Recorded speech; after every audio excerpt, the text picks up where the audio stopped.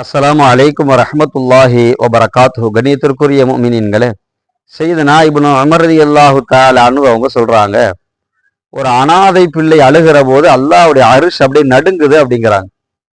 உடனே அல்லாஹ் ரப்பல் ஆலமீன் மலக்குகள் இடத்துல கேட்பானா, அந்த பிள்ளை யார் அழுவ வச்சது?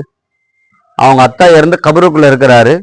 இந்த நேரத்தில் அந்த பிள்ளையை அழ வைத்தது யார் என்பதாக அல்லாஹ் ரப்பல் ஆலமீன் கேட்பானா. மலக்குகள் சொல்லுவாங்க, யா அல்லாஹ், எங்களுக்கு என்ன தெரியும்? உனக்கு தான் எல்லாம் தெரியும், நீ தான் அறிந்தவனா இருக்கிற என்பதாக.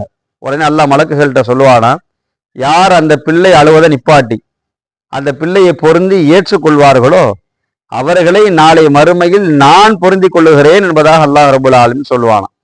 சொல்லிட்டு மலக்குகள்கிட்ட சொல்லுவானா, நான் சொன்ன இந்த வாக்குக்கு நீங்க சாட்சியாயிருங்க என்பதாக அல்லாஹ் ரப்பல் ஆலமீன் சொல்வான் என்று செய்தனா இப்னு உமர் ரலியல்லாஹு தஆலா அன்ஹு அன்னவர்கள் சொல்லித்தராங்க. பெருமக்களே, இன்றைக்கு நிறைய அனாதை பிள்ளைகள் இருக்கிறாங்க. ஓப்பனா பேசுறவங்களும் இருக்கிறாங்க, கல்புக்குள்ளே வைத்து அழுவக்கூடியவர்களும் இருக்கிறார்கள். இது போன்று அந்த பிள்ளைகளுடைய அழுகையை நாம் போக்குகிற போது உயர்வான அல்லாஹ்வுடைய பொருத்தம் நாளை மறுமையில் யாரும் உதவி செய்ய முடியாது அந்த நேரத்தில் கிடைக்குது அப்படின்னா அது எவ்வளவு பெரிய பாக்கியம். இது போன்ற அனாதை பிள்ளைகளை கண்டறிந்து நம்மால் முடிந்த உதவிகளை அவர்களுக்கு செய்து அவருடைய அழுகுரலை நிப்பாட்டுவோம்.